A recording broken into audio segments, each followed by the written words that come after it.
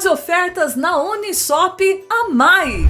Detergente lava-louças de 500 ml Polilar por R$ 1,69.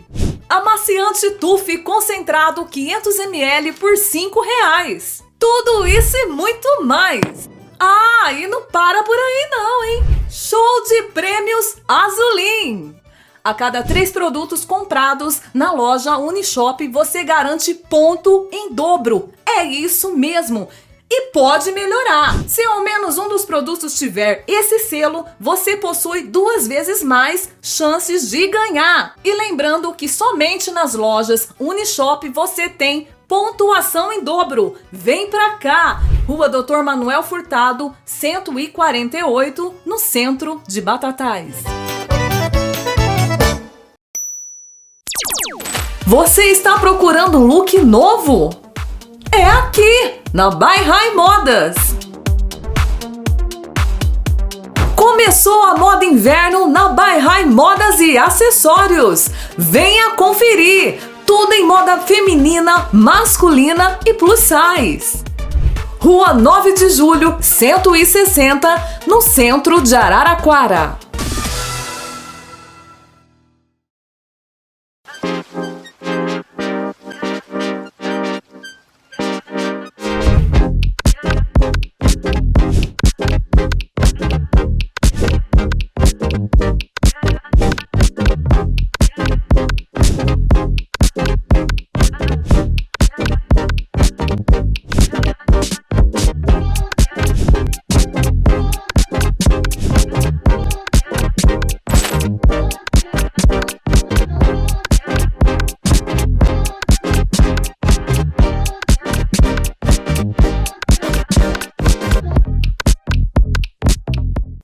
Boa noite. O programa Vidas em Ação está recebendo a neuropsicopedagoga Érica Januzzi. Boa noite, bem-vinda, obrigada pela sua presença. A gente vai conhecer um pouco da sua história profissional. Para quem não conhece, vamos conhecer agora. Boa noite, Joana. Boa noite, pessoal. É uma honra ter recebido o teu convite para estar aqui, para partilhar um pouquinho, né, com você, com as pessoas que irá nos assistir, a respeito, né, da minha profissão, né, como neuropsicopedagoga, que é uma profissão relativamente nova no mercado, não tem tanto tempo assim, vou ter a oportunidade de contar um pouquinho sobre, né, e é uma profissão que eu tenho, assim, eu sou apaixonada pelo que eu faço, então falar sobre esta profissão e poder também levar esse conhecimento para mais pessoas realmente é uma honra. Muito obrigada mesmo por a honra é toda nossa. Convite. A honra é toda nossa. E já te perguntando, o que faz um neuropsicopedagogo na área clínica? Então, o neuropsicopedagogo tanto atua na área clínica, né, como na área institucional, né? No meu caso, eu sou uma profissional da área clínica, né? Eu faço atendimentos no meu espaço de atendimento, que eu tenho esse hábito de chamar o meu local como uma sala, né, de atendimento, um espaço de atendimento. Porém, também o neuro, né, psicopedagogo, pode estar atuando na área institucional, que seria dentro das escolas, né, para dar esse suporte. No meu caso, eu faço atendimentos, né, nesse espaço, aonde eu identifico, através de testes, de conversas, primeiramente com a família, com a escola, né, possíveis transtornos aí de aprendizagem, né, que tanto pode ser observado pela família, trazer essa observação, então, trazer uma queixa, uma questão, ou muitas vezes também a escola, né, porque no ambiente escolar é onde a criança se mostra muito, né, nos encaminha. Então, o neuropsicopedagogo clínico trabalha dentro dessa abordagem, né, nesse ambiente clínico, para estar buscando identificar e entender alguns possíveis, né, transtornos de aprendizagem. Certo. Quais são os testes mais utilizados, que também é usado como NeuroPP, né? Isso, então, os testes que uma NeuroPP usa, né, a NeuroPP a gente também usa para falar, quando a gente se refere à neuropsicopedagoga, né, neuropsicopedagogo, né, também tem homens que atuam aí, né, nessa profissão. Ah, legal. Então, os testes que uma NeuroPP usa, enfim, são testes não restritos, né, e padronizados de atuação, né, desse profissional. Então, o que são esses testes não restritos, né, padronizados? São testes que tanto pode ser utilizado aí por um NeuroPP, como também pode ser utilizado por um fonoaudiólogo, um psicopedagogo, profissionais que atuam, né, nessa área clínica de forma abrangente, né? A diferença é quando um teste é aplicado por um NeuroPP, ele vai ter o olhar desse profissional, né? Então, numa correção de um teste, no entendimento dessa testagem, o NeuroPP vai colocar o seu olhar clínico que está dentro do seu campo de atuação. Por isso que é testes não restritos, porque ele não é apenas de uso do NeuroPP. Pode ser de um fonoaudiólogo, de um psicopedagogo, de um neuropsicólogo, até mesmo de psicólogos. Porém, o NeuroPP, ele vai ter este olhar dentro da base teórica de estudo dele para estar aplicando esses testes, né? Eles são divididos em testes qualitativos e os quantitativos, né? Os qualitativos são os que a gente chama de jogos, né? A criança, então, muitas das vezes, quando ela está ali no ambiente clínico, ela tem a impressão que ela está brincando e realmente ela está, né? Então, são jogos, brincadeiras que levam para o lúdico, porém, o olhar que nós, né, profissionais, NeuroPP, está empregando naquela atividade, naquele movimento daquela criança, nos leva a observações, né? Então, esses são os testes que a gente chama de qualitativos. Os testes quantitativos são instrumentos, né, que são livros, testes que a gente tem que adquirir aí, né? Também é importante que o NeuroPP adquira uma licença, né, junto à editora Menon ou outras, que nos habilita a estar utilizando esses testes. Então, a gente tem que adquirir o teste, depois tem que adquirir uma licença para, então, poder, né, utilizar com o nosso aprendente. E é quantitativo porque ele dá uma pontuação. Então, ele gera um score, uma pontuação. E através desse score, dessa pontuação, que faz com que o neuropsicopedagogo levante hipóteses se aquela criança, aquele indivíduo, aquele aprendente, possa estar dentro de um transtorno ou não. O que é o score? É uma pontuação, de fato, né? Então, a gente vai levar ali a idade cronológica da criança, a pontuação que ela obteve na área linguística, na área matemática, nas funções executivas, memória de trabalho, e aí gera essa pontuação, por isso, quantitativo, que depois nos facilita, né, e nos dá a possibilidade de construir um relatório neuropsicopedagógico. Bacana. Quais são os transtornos de aprendizagem mais frequentes que você tem observado? Hoje, os transtornos que normalmente têm chegado para mim com queixas, né, tanto da família quanto, né, da escola que, né, encaminha aqui para mim quanto profissional, é o TDAH, que é o transtorno do déficit de atenção e hiperatividade, o TDA, que é o transtorno do déficit de atenção sem o H, que é a hiperatividade, né? O TEA, que é o transtorno do espectro autista. Tem um outro também, bem comum, mas não tão bem conhecido, que a gente chama de DPAC, distúrbio do processamento auditivo central, né? É a criança, o jovem, que ele escuta perfeitamente, ele não tem nenhum problema de audição, porém ele não processa a informação. Então, aquela informação não chega de forma que deveria, no processamento desta informação. Então, por isso que a gente tem essa sigla, né, DPAC, distúrbio do processamento auditivo central, né? Aí tem a dislexia, a descalculia, né?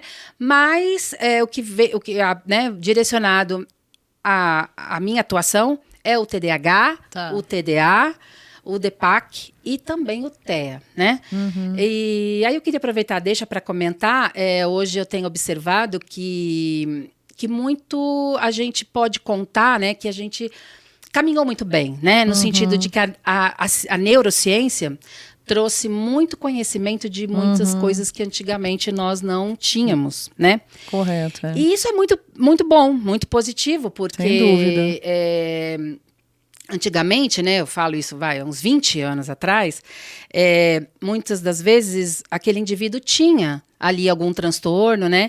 E vou dar o exemplo, de repente, do TEA, né? Que é o transtorno do espectro autista. Então, muitas vezes, é bem provável que aquele indivíduo tenha sido taxado de bicho do mato, ou estranho, retardado, que não conversa com ninguém. Muitas vezes, o autismo poderia estar ali, né? E a gente não tinha o conhecimento que a gente tem hoje. É verdade. Então, que bom que o avanço, que tudo isso, né? Que a neurociência trouxe todo esse conhecimento. Porém, eu também percebo que hoje a gente precisa ter um certo cuidado, que hoje em dia, aí, então eu acho que a gente está perdendo um pouco a mão, que aí, antigamente nada se sabia, e hoje tudo é alguma coisa, e nem sempre é. Nem sempre, né? Até porque nós passamos uma pandemia aí que a gente precisa não esquecer que ela existiu. É bom que a gente não lembra tanto, né? Que não foi nada fácil para muitas pessoas, para as famílias, enfim, mas ela existiu e ela precisa ser lembrada e levada em conta, né? Então, muitas vezes as crianças podem apresentar as dificuldades de aprendizagem, que são completamente diferentes de um transtorno de aprendizagem, né? Então, a criança pode ter uma dificuldade, sim, né? A pandemia pode ter prejudicado? Com certeza, muito, né? Acredito que sim. Muito. Tanto nas questões de alfabetização, que isso é muito falado, mas muito também nas habilidades matemáticas, que quase não se fala. Então, hoje eu vejo ali no meu dia a dia, na minha prática, crianças com muitas dificuldades nas habilidades da matemática, bem como na alfabetização. Então, é muito delicado e muito importante ter esse discernimento. O que é a dificuldade de aprendizagem e o que é um transtorno de aprendizagem. Mas acho que a gente já caminhou bastante, né? Assim, a ciência já nos ajudou muito, agora a gente precisa ir mais um tempo, quem sabe, para achar um equilíbrio. Porque criança é elétrica, elétrica. Criança não para quieta muitas vezes, não para. Nem sempre é um transtorno. Então tem que ter bastante cautela e cuidado para poder avaliar, entender, né? Exatamente, né? Chegar nessa avaliação. Isso, e está se falando muito também de TDAH, né? Sim. E o TDAH, ele como que se manifesta? Tem idade, tem adulto, né? Que tem é uma doença, enfim, o TDAH, como o TEA, né? O transtorno do espectro autista é um transtorno do neurodesenvolvimento, né? Então, o indivíduo, ele já carrega isso de ordem genética, né? Algumas questões ambientais também favorecem, né? Como prematuridade. Outra coisa importante para mencionar, que eu acho interessante partilhar, é que hoje também é muito falado, né? Principalmente no autismo. Você me pergunta do TDAH, eu vou concluir, mas eu queria trazer um pouco a questão, né? Quando fala em autismo, né? Nossa, mas o que está acontecendo, né? Aumentou muito, né? Também. Por que isso, né? Aí o que eu posso dizer é o seguinte, que não é que aumentou muito, sempre teve, né? Só que a gente não tinha esse olhar. E outra questão também é o avanço da ciência. Por quê? Aí eu queria partilhar. As crianças de um tempo atrás, vou falar de novo, há uns 20 anos, se nascessem prematuras, com o que nós tínhamos, né, há esse tempo atrás, muitas vezes elas não sobreviveriam. Elas morreriam, elas não chegariam, né, à infância, muito menos à idade adulta. Porque a gente não tem a tecnologia, o avanço, a ciência que tem hoje. Então, hoje, uma criança que nasce, às vezes, prematuros extremos, eles sobrevivem. E eles vão se tornar uma criança, um adolescente e um adulto. Mas e a sequela que isso pode ter trazido? Então, não é que não tinha, sempre teve. Só que se perdia muito mais, se morria muito mais, né? Uma criança prematura, volto a repetir, muitas vezes ela não sobrevivia. Hoje elas sobrevivem. Então, que isso pode acarretar lá na frente, né? Então, isso eu queria partilhar. E o TDAH é um transtorno do neurodesenvolvimento que tem causas genéticas e ambientais, né? Olha só. E pro resto da vida. Tem tratamento, mas... Sim. Aí tem os tratamentos, né? E é preciso conviver com aquela questão, né? Tem casos que sim, é importante a medicação, né? Mas aí também gosto de deixar claro para a família que ainda existe um pouco de preconceito com o medicamento. Né? Porém, o medicamento também é um divisor de águas, muitas das vezes, né? Porque boas intervenções, quando você tem aquele diagnóstico, boas intervenções são importantes, são. Mas muitas vezes é necessário um medicamento, porque no TDAH é dopaminérgico, né? Então, são esses neurotransmissores que eles estão em desordem, né? Então, é dopaminérgico, endominérgico. Então, é preciso, sim, muitas das vezes, um medicamento para que aí a pessoa tem que tomar pro resto da vida. Muitas das vezes, sim. Bons estímulos, boas intervenções, o medicamento, pelo menos muito bem acompanhado por um médico da confiança da pessoa, né? Que é importante. Confiar naquele profissional. Sem dúvida. E que hoje também a gente tem medicamentos muito modernos, com poucos efeitos colaterais, com uma boa dosagem. Então, esse medicamento ele pode ser tomado por um prazo longo, pode também ser feito que a gente costuma chamar, né, o desmame daquele medicamento, conforme o indivíduo vai crescendo, como eu falo, né, bons estímulos e boas intervenções. Como o cérebro ele é plástico, então tem essa questão da neuroplasticidade, começando isso cedo, esse indivíduo tem chance de se desenvolver muito bem, tanto no TEA como no TDAH, né? Tá. Então isso depois pode ser diminuído, isso tem que ser um acompanhamento sim ao longo aí da vida desse indivíduo, para que ele tenha uma qualidade de vida muito boa e se desenvolva plenamente. Muito bem colocado, Érica. Dentro desses transtornos que você já vem falando, que você mencionou, há a possibilidade da criança apresentar mais que um? Sim, é possível sim. Principalmente no TEA, né? No transtorno do espectro do autista. É o que a gente chama de comorbidades, né? São as questões comórbidas, né? Então, muitas vezes, quando o indivíduo ele está dentro do espectro, não se medica o autismo, até porque não tem medicamento, não tem, né? Não é uma doença, portanto não tem cura, não tem medicamento. O que é medicado, muito dependendo de cada caso, até porque é um espectro, né? Esse nome espectro quer dizer que ele é muito amplo. Muitos indivíduos podem estar dentro do espectro, mas cada um apresentando características muito particulares, né? Então, normalmente se medica a comorbidade que vem associada ao autismo. Estou dando um exemplo. Então, por exemplo, se o indivíduo ele é autista e ele tem um TDAH, então você vai medicar o TDAH. Autismo e uma ansiedade que atrapalha esse indivíduo a desenvolver o sono, então vai medicar essa comorbidade, né? Então, sim, a resposta é sim, né? A possibilidade dos transtornos de estarem vários associados juntos ali, sim, praticamente. que a gente chama das comorbidades. Então, uma criança autista, né, que é não verbal, que essa criança não se comunica, uma criança não verbal, ser não verbal é uma comorbidade associada ao transtorno do espectro autista, né? E então, mais de 60% de crianças autistas, né, tem um outro transtorno associado. Pode ser o DI. Essa chance. Desculpa, deu. Imagina, então essa porcentagem ela é fato, né? São 60% de indivíduos dentro do espectro do autismo tem uma outra comorbidade, um outro transtorno associado. Pode ser o TDAH, o DI, que é o deficiência intelectual, entre outros. Entre outros, tá. Que é individual, né? Lógico. Sim. Érica, onde é mais concentrado o campo de atuação do NeuroPP? Então, o NeuroPP, ele atua, né? Como eu, né, lá, lembrando um pouquinho do começo do nosso bate-papo, né? No ambiente clínico e no ambiente institucional, né? Mas essa tua pergunta é muito legal, que vai me dar a deixa de falar um pouquinho sobre esse profissional com nome tão grande, né? Enfim, esse neuropsicopedagogo, né? Que a gente também tem o hábito de falar NeuroPP, até para poder aí ficar mais, né? Mais fácil. Então, esse profissional, que esse nome tão grande, ele surgiu em 2008. Né? É uma ciência, né, transdisciplinar que envolve 3 áreas, né, dos saberes. A pedagogia, a neurociência aplicada à educação e a psicologia cognitiva. Tá? Então, isso é o NeuroPP, né? Então, a nossa base teórica é isso, né? E aí muitas pessoas me perguntam, né? Por isso que vai ser interessante contar na tua pergunta. A gente sempre ouviu falar muito no psicopedagogo, né?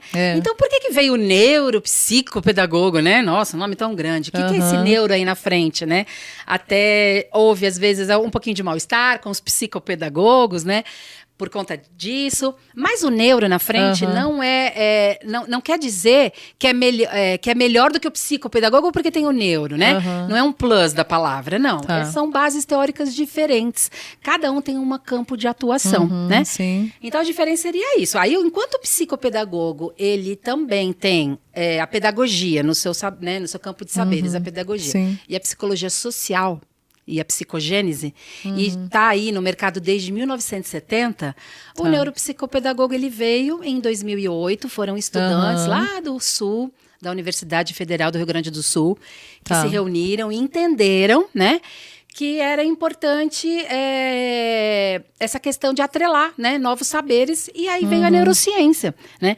Então, são profissionais que têm em comum a questão da aprendizagem, porque tanto o psicopedagogo como o neuropsicopedagogo, profissionais voltados para a área da aprendizagem, para questões da aprendizagem, Tá. profissionais da área da educação, porém com bases teóricas completamente diferentes. Né? Enquanto o psico é a psicologia social Aham. e a pedagogia, o que faz a psicologia social? Busca entender que aquele indivíduo não aprende, por quê? O que acontece no meio onde ele está inserido, né?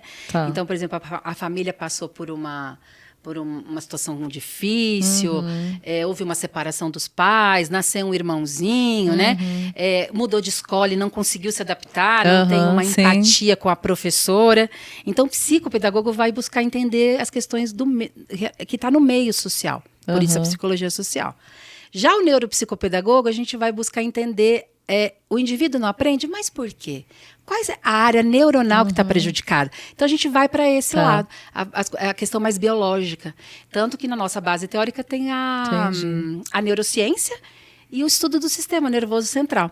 Então, a gente vai tentar entender que o indivíduo não consegue aprender porque tem alguma área neuronal que está prejudicada. E qual que é? Aí a gente, através dos testes, das nossas abordagens, vai buscar entender. Tá. Então, é a área da memória. É a área de Broca, que é uma área que fica aqui atrás, que é a área dessa percepção.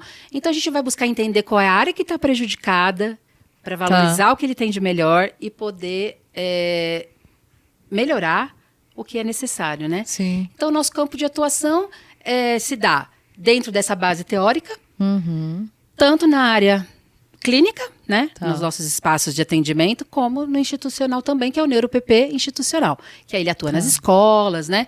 Então, a coordenação, a direção identifica a criança que tem uma questão e passa para esse profissional e ele está ali atuando nesse campo dentro das escolas. Das escolas. Né? Esse seria o nosso Perfeito, campo. né? Perfeito.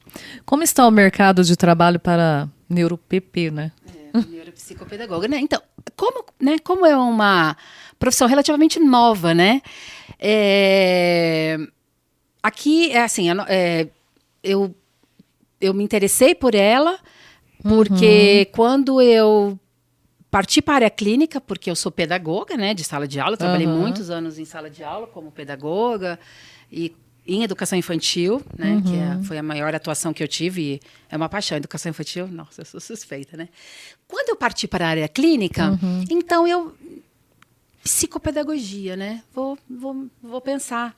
E aí fui procurar saber, e aí foi quando eu me deparei com a neuropsicopedagogia, e aí lendo sobre ela, conhecendo essa base teórica, eu falei, não, é isso que eu quero, eu me identifiquei de cara, né?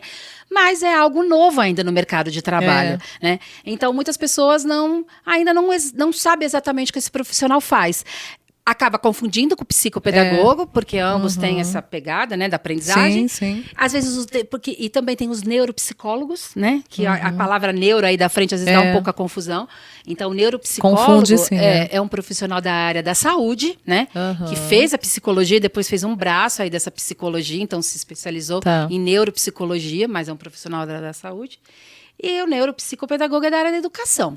Então, o campo de trabalho eu penso assim, que está agora expandindo, porque quanto mais pessoas vão conhecendo e vão se interessando e vão estudando e atuando, a gente vai trazendo e falando cada vez mais, né?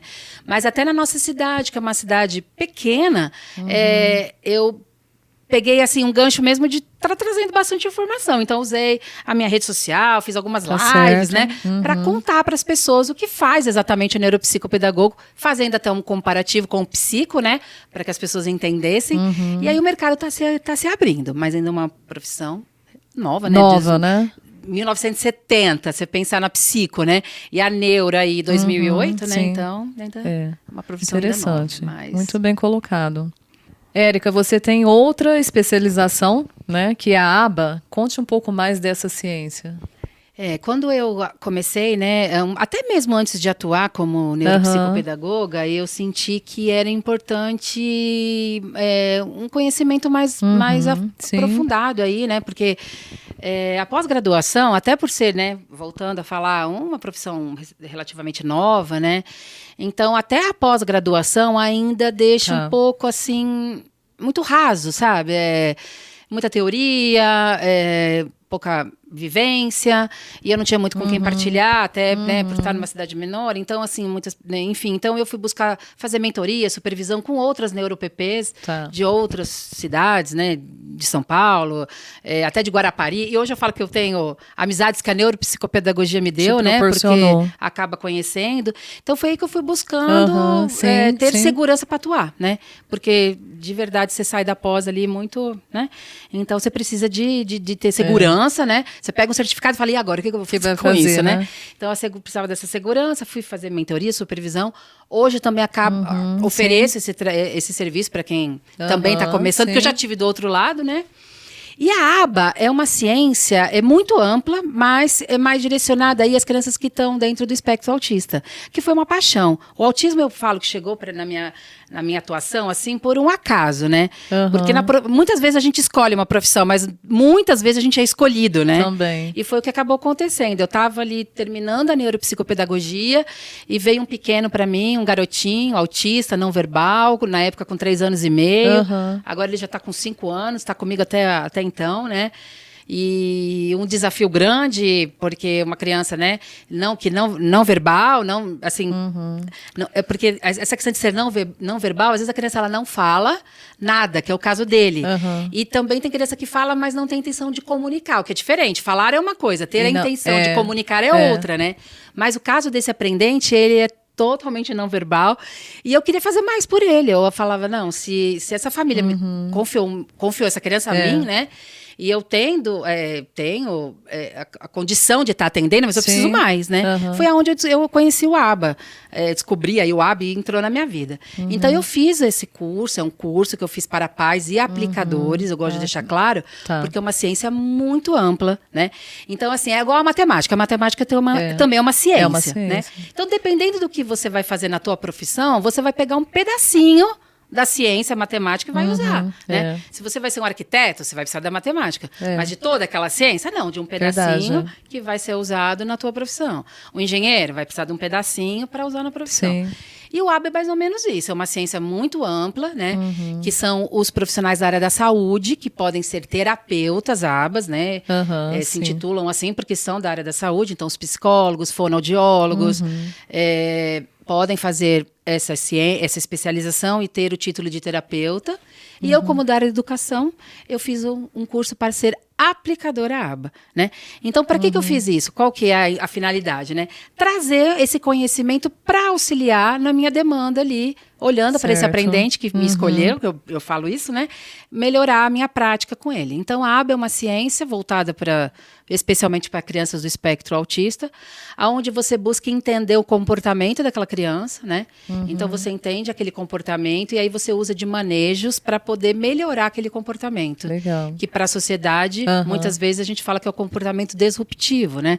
Então, a criança se jogou ali no chão, principalmente uma criança não verbal, como ela vai se comunicar? Se algo está incomodando, como ela vai se comunicar? Então, ela faz o quê? Ela tem um comportamento. Ela vai se jogar no chão e tal. O que a gente fala popularmente de birra. Antiga, né? Falava então, muito, né? É uma birra. Tá, mas o que causou, né? Então, assim, por que aquele comportamento... E muitos pais não sabem lidar com isso, exatamente. Né? Então, assim, é um comportamento que para a sociedade é disruptivo, né? Você não pode sair com uma criança, você está num ambiente, a sociedade julga, você está num shopping, no supermercado, a criança se joga ali no chão, porque algo está incomodando, né? Muitos deles têm questões sensoriais, seja de toque ou qualquer outra coisa que deixa eles saírem, né?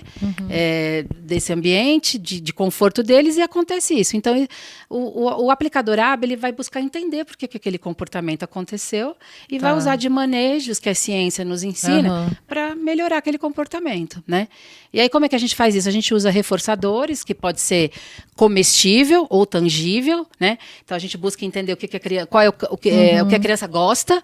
Então, o tangível, a criança gosta muito de um copo, assim. Ele gosta, ele tem até um hiperfoco. Então, a gente usa como um reforçador. Então, a criança executou algo que nós precisássemos que ela fizesse, então a gente reforça entregando aquele objeto. Sim. E também o comestível. Então, a criança gosta muito de um biscoito. Então, você faz com que a criança execute algo que você precisa que ela faça, e aí você dá o reforçador, que seria um comestível. Então, o ABA é basicamente isso. É muito amplo, é muito mais do que isso, mas, assim, resumidamente seria isso. Resumidamente. E eu fiz para ajudar dentro do meu ambiente clínico, dentro da Sim, minha atuação claro. clínica. Como eu sou uma profissional da educação, preciso ali de algumas questões, né? De um contato visual, de um foco. Então, eu uso do que eu aprendi para que eu Ampliar, atinja né? o que eu preciso. E aí existe o reforçador. Então, o ABA é basicamente isso. Falando um pouco do autismo, ele é detectado desde o nascimento ou pode aparecer com o tempo, ainda criança, quando criança? O autismo, né, é um transtorno, né, do neurodesenvolvimento, então ele é de ordem genética, né, algumas vezes até ambiental, como eu falei um pouquinho antes. Sim. Então, Você comentou.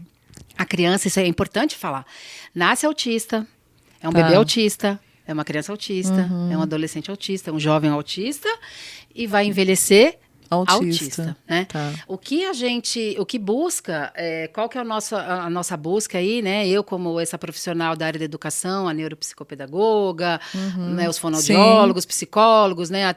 Um psiquiatra, um neuro, é buscar uma qualidade de vida para esse indivíduo. Mas ele nasce autista e ele Pro morre resto autista, da vida, né? Pro resto da vida. Não tem cura, não é uma doença, portanto, não tem cura. Então, o que pode e o que normalmente é esperado, e sim, é a questão do nível de suporte que aquele indivíduo apresenta. Tem graus, né? Que são os graus, né? Tá.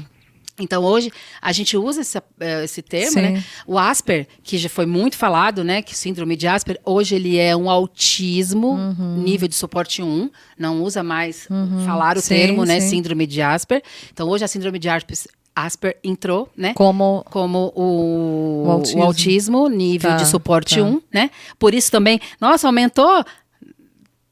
Também, né? Porque não existe, a gente não fala mais síndrome de Asper, ele entrou, né? Não Como pode autista, se falar mais ou realmente... Não se fala mais, não é mais tá. correto falar, né? Quando teve o novo manual de doenças mentais, né? O que a gente chama de DSM-5, em 2014 que teve a nova regulamentação, né? Então, ele entra como um indivíduo que está no autismo nível de suporte 1, não se usa mais a palavra, esse termo síndrome de Asper. Então, o indivíduo que ele recebe, né, boas intervenções desde muito cedo, por isso que é importante, não precisa esperar o diagnóstico para se começar as intervenções, né? Qualquer suspeita, seja da família, da escola, é importante começar os estímulos, as intervenções, procurar ajuda multidisciplinar, porque só vai fazer bem e contribuir para o desenvolvimento desse indivíduo. Sem né? dúvida. Então, não tem necessidade de esperar, até errado, ficar esperando um laudo para que possa começar as intervenções. O importante é se começar antes, né? TO, que é terapeuta ocupacional, psicólogo, neuropsicopedagogo, psicopedagogo, toda essa equipe multidisciplinar para começar boas intervenções. Porque aí o que acontece? É possível que ele mude do nível de suporte. Você pode ter um indivíduo que está no nível de suporte 3, que seria o grau, que a gente chamava antigamente como severo, ele pode, com todos esses estímulos, com essas intervenções, ele pode se desenvolver e chegar a um indivíduo no nível de suporte 1, que seria o leve. Né? E o que são esses níveis de suporte? É o quanto de suporte que essa pessoa precisa. Usa-se mesmo esse termo, que é fácil até de entender. Né? Então, por exemplo, uma criança, um indivíduo, um jovem que é não verbal, mesmo que ele não tenha nenhuma outra comorbidade associada, mesmo que ele não tenha TDAH, que ele não tenha, apesar que a deficiência intelectual, por não falar, estaria associado. Mas vou dar um exemplo mais corriqueiro, né? Então, não tem um TDAH associado, é muito calmo, não é hiperativo, tudo muito tranquilo, né? Aceita as nossas intervenções, mas ele não se comunica. Então, isso o coloca no nível de suporte 3, que seria o grave. Porque não se comunicar... Precisa de um nível maior de suporte. Como esse indivíduo ele vai poder sozinho cuidar de uma vida cotidiana, né? Das AVDs, que a gente chama, que são as atividades da vida diária. Ele vai precisar de um suporte mais pontual. Então, ou coloca lá no nível de suporte 3, que a gente entende, que a gente fala que seria o severo. Entendi. E ele pode transitar, sim, com boas intervenções, ele pode transitar. Uma criança nível de suporte 3 pode se tornar um adolescente nível de suporte 1, se socializar, estar inserido na sociedade, mas não deixa de ser autista. Tá. Não deixa de ser. Ele continua E o preconceito, o que você fala a respeito do... Ainda muito por conta daquilo que eu falei até no nosso bate-papo aí no começo, da falta de conhecimento, que hoje a gente já avançou bastante, mas ainda falta muito para conhecimento, né?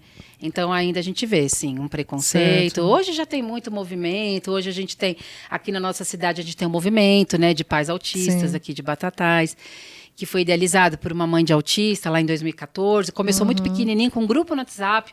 Hoje já é um movimento, eles estão em busca aí de se tornar algo até maior, né? Para buscar o quê? Direitos, para buscar levar conhecimento às pessoas, né?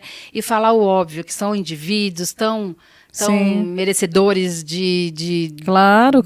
Como nós somos, né? Cada um com as suas especificidades e falar o óbvio, né? Que tem direitos, tem deveres, mas precisa, porque a sociedade ainda não... Infelizmente ainda não... É forte, né? O preconceito muito. Nas escolas ainda também, às vezes entre as próprias crianças, né? Os profissionais muito engajados, todos assim, muito, né? Procurando especializações, entender tudo, mas a demanda ainda não favorece tanto, então a gente ainda fica um pouco... Mas eu esperança. Como boa brasileira, né, tenho esperança que isso ainda vai, com agora o conhecimento vai que a ter gente um tem, avanço exatamente, maior, com né? as falas, as vozes, né? As mães se empoderaram muito, mães de crianças autistas hoje procuram estudar. Então, são as terapeutas dos filhos delas, que é importante, né? Precisa, né? Muito, porque a terapia, lógico, é importante no ambiente clínico, sem dúvida que sim. Mas que nem o ABA mesmo, é necessário normalmente 40 horas aí de terapia ABA. E como que, né? Aí tem as questões com os convênios. Então, assim, é uma coisa bem... A gente pode depois até combinar, né? De repente, um dia, para falar um pouco sobre, porque é bem extenso. Então, convênios que recusa, convênios que... Não, é importante estar falando, assim. Então, eles lutam bastante. E as mães estão aí se empoderando, tentando entender, estudar, para também ser a terapeuta do filho delas, né? A neuro vem crescendo, né? Neurociência vem crescendo, vem para ajudar, muito, né? Como você falou, antigamente já não tinha... Sim. Que nem esse curso que eu fiz em ABA, né, que eu fiz pela Academia do Autismo. A Academia do Autismo é do professor e doutor Fábio Coelho, ele é psicólogo. E ele tem 2 filhos autistas não verbais, um menino de 12 e um menino de 9 anos. E ele é psicólogo, a esposa psicopedagoga, Maiara Coelho, e eles idealizaram a Academia do Autismo, porque em 2003, quando veio o diagnóstico do Guilherme, o filho mais velho deles, né, pouco se sabia, nada se sabia, e eles perdidos, sem saber o que fazer. Então, eles foram estudar, já eram da área, né, e aí criaram essa Academia do Autismo, que tem milhares de alunos, e tanto é que o curso é para pais e aplicadores, né? Legal. Então, eu fiz o curso que pais podem fazer, pais e aplicadores, e depois eu fiz um adendo, né, para poder tirar o selo de aplicadora, porque como eu uso como profissão, então eu tirei o selo de aplicadora. Mas os pais também fazem. E 40 horas de aba, como que um convênio, né? Ainda a gente tem muito para caminhar. O SUS, muito menos. Então, tem as horas na clínica, né? E depois os pais também em casa. É importante, no dia a dia, né? Até ensinar mesmo, tomar um banho, comer, né? Entre outras questões aí que são importantes. Muito bem colocado. E na sua profissão, você tem dificuldade? Tem dificuldade no dia a dia? Como que é? Eu acho que acho que todo tem, né? Todo mundo dentro da sua profissão ali sempre tem uma Eu questão acredito ou que sim, outra. né? As dificuldades hoje a gente pode pensar, não sei se seria uma dificuldade, mas é assim, né?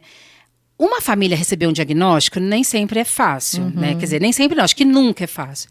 Né? Eu sou mãe de uma menina típica, então não posso falar com propriedade, enfim. Mas a gente se põe no lugar do outro, a empatia precisa estar aí, né? Ainda mais essa profissão, quando você fala, né, que a gente tem que gostar do que a gente faz em todas as profissões, mas especialmente nessas que você tá lidando com o outro ali diretamente, né? Um sentimento. Exatamente. E se pôr um pouco no lugar do outro, da empatia.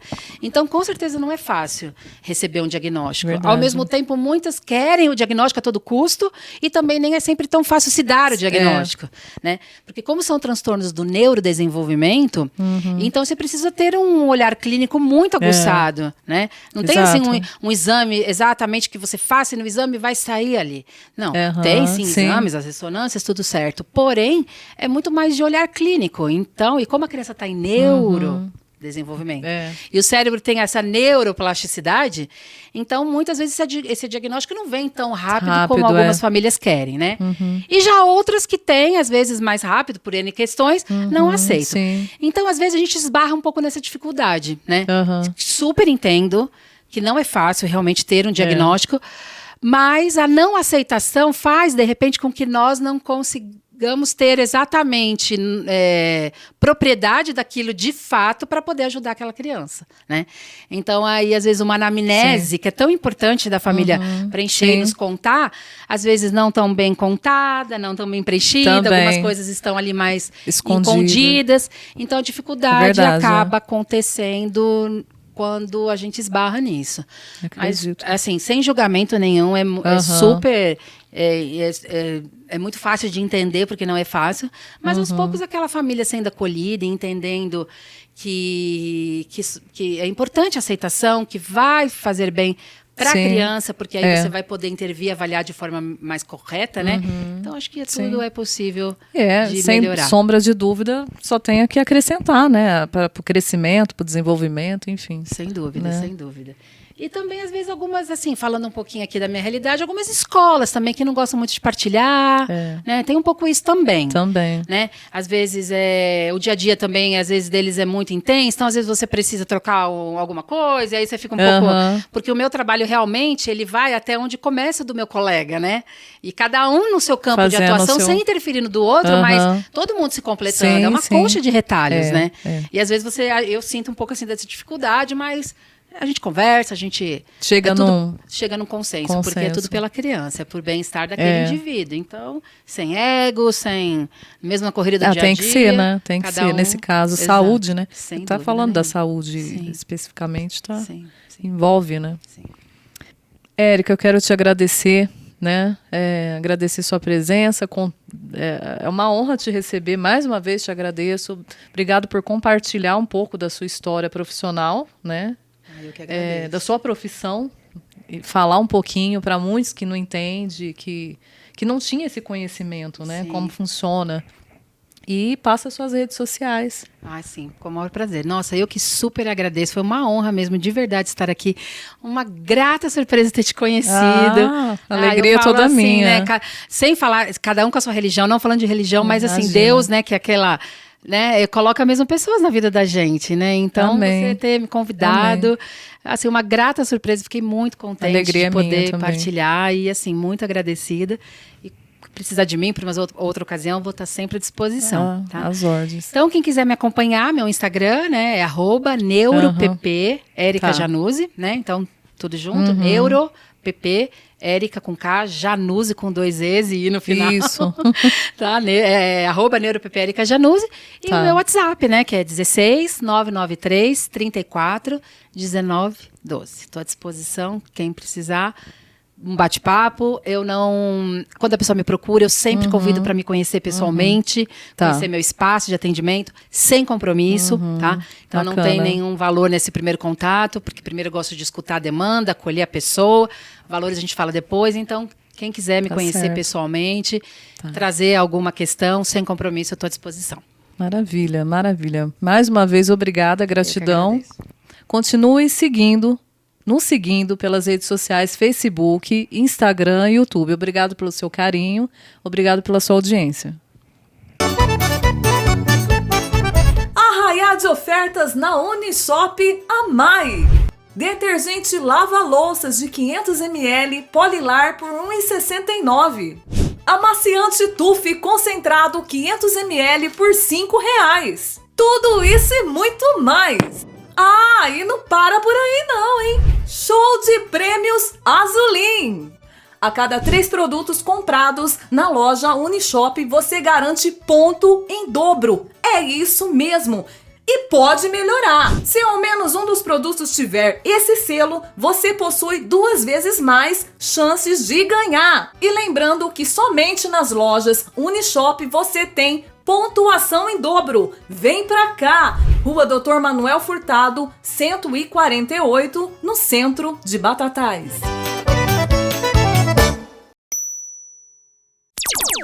Você está procurando um look novo?